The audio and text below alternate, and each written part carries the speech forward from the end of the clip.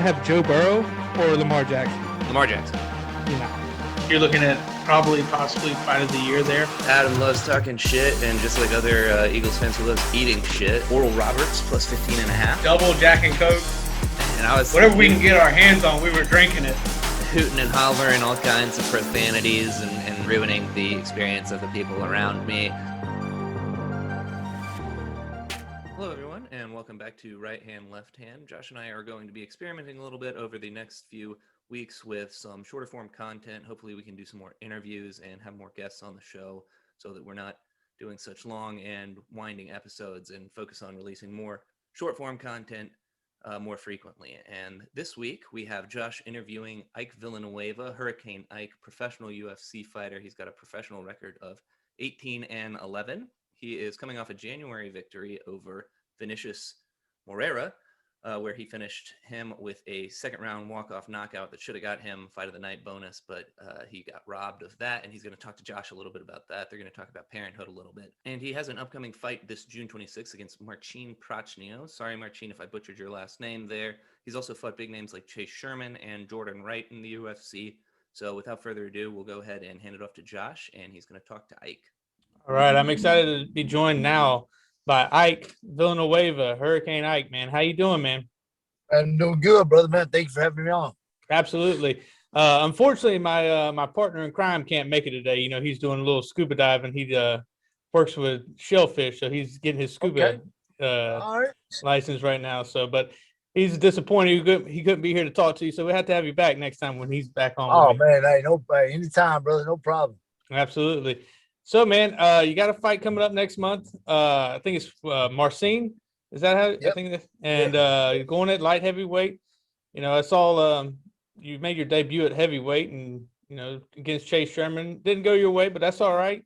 You ended up turning it around, and I'm gonna tell you, man, I don't know how you didn't get 50 G's in that last fight. Man, the whole world was shocked, man. It was just like, man, come on, man.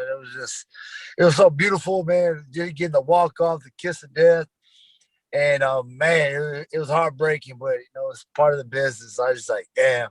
But getting that win in Abu Dhabi was, man, it was a little bit better, man. But it was just, man, I was still shocked, man. I'm still shocked about it, but hey, it's coming, man. I just got to keep on working. I'll get it. You will. And hopefully we can get it this next time for you, man. Because yes, I tell you what, that was almost Mark Hunt right there. Vintage Mark Hunt right there, man. Yes, sir, man. Sure. No doubt. Yeah, just a walk-off, man.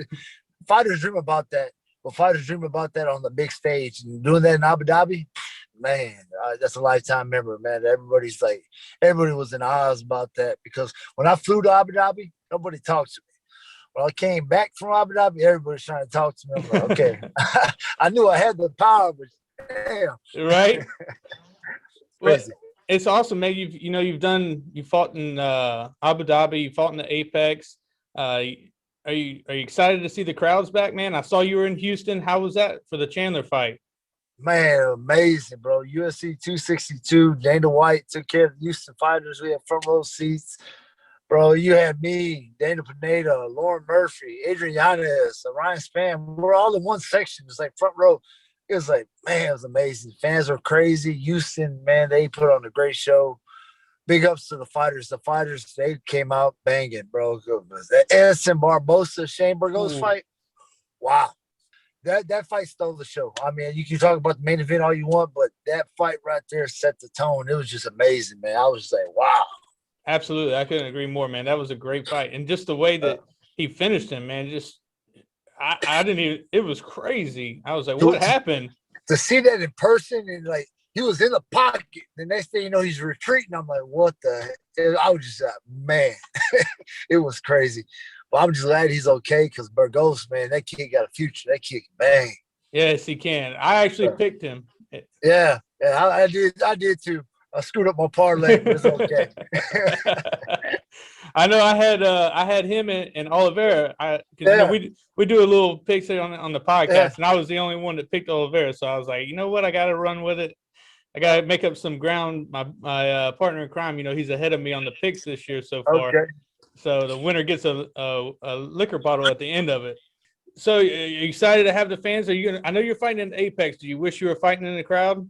Oh, big doubt, man. No doubt, man. I wish, man. I feed off the crowd, the energy. I mean, when they play my Mighty Ashton music, the crowd feeds off it. Man, the crowd goes crazy.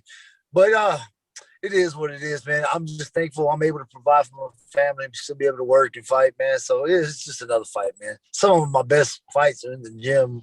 Those are good training days when nobody's around. So, but my bucket list is to get that win in Vegas, man. So I got to go get this win, man. Because last time I fought in Vegas, it was just I got that George Gonzalez, steroid issues. First they said it was visa, and a week later steroids.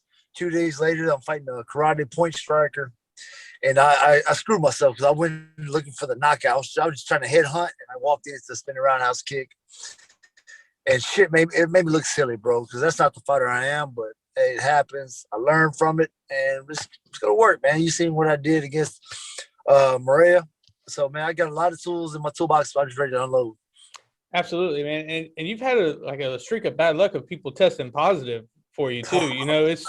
It's crazy. 3 in a row. It's kind of crazy how they haven't actually popped anybody else pretty recently. I don't know if you've noticed that. Like nobody's really testing positive anymore. It's just on me, man. It's just like Chase Sherman. Mm-hmm. I mean, I didn't find out. I knew there was, looking at Chase Sherman, I knew there was something. But I found out like 4 months later. Then George Gonzalez, we signed the fight like 3 months prior. And they told me, hey, man, he's having visa issues. Man, bullshit. I'm like, visa issues, whatever. And it turned out right when I checked into the hotel, they're like, hey, man, he failed his drug test. I'm like, wow, man, because it was just crazy. Then with Maria, we're in Abu Dhabi already. Then USADA goes public. I'm like, bro, it's 3 days for the fight. Now you want to go public with this? I was just, man, it was BS, but it just motivates you to keep on pushing because here I am, 37. I don't need that crap. I just do it the hard way, man. Just, man, blood, sweat, and tears, man. Only way I know. Absolutely. I know. And I was going to ask you too. I've heard in a couple interviews that you always reference, like you had Game 7 that was back against the wall. Are you a big baseball fan too? And baseball, basketball fans growing up in Houston, man. Those Game 7s, like when I was a kid watching the Rockets, like the Marietta kiss of death, man. Even when the Astros and Yankees win that, and Tuve win yard, it's like stuff like that. That's just Houston, man. Just like they got that big sign downtown, be someone, man. Leave your legacy. That's what it's about, man. Like you perform well when your back's against the wall, especially me. I'm a father. Hey, man, I'm raised in men at home. I got 2 older sons, man, and my daughters, they don't want to see your daddy fail. If I'm spending time away from home, hard work's going to pay off. And they see it. And it was just amazing for me to prove my son and show my sons, hey, man, my dad's still doing it. I can do it too one day. That's all it's about. Absolutely, dude. I couldn't agree more. I've got a son and a daughter, 2 and 1. So, I mean, I get it, man.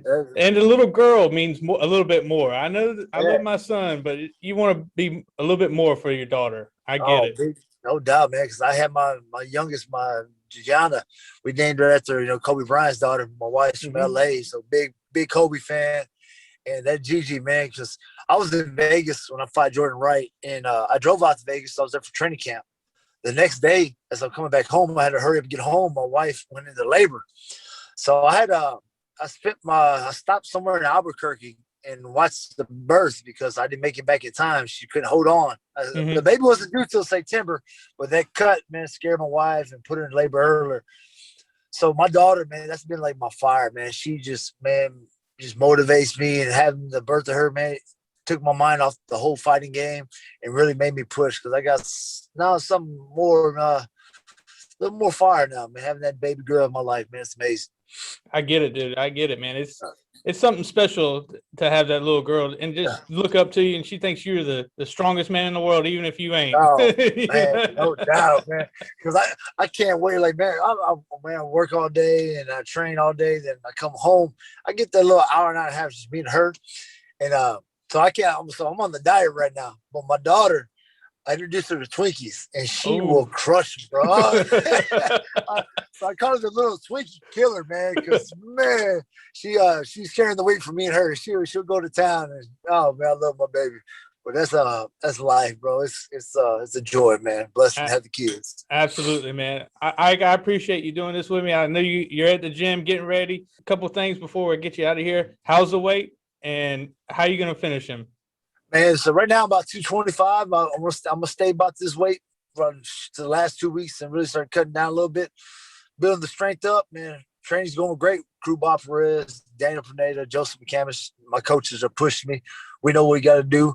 Pragnil, hey, I respect everybody I fight, man. He's coming out strong with the leg kicks. He's probably really going to try to push me, but, hey, I'm not going to retreat. I see me catching him with my right hook. If he wants to shoot, hey, man, I got some wrestling. I got some ground game for him.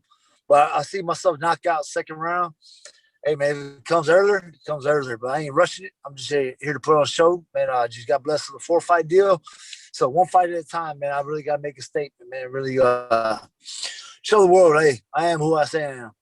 Awesome. I appreciate it, Ike. Thank you so much for doing this with me, man. Man.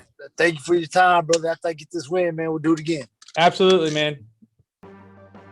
Thanks for joining us today, everyone. Follow us on social media at RHLH Podcast on Twitter and Instagram, and keep an eye out for new content on Facebook and YouTube every Thursday and Friday.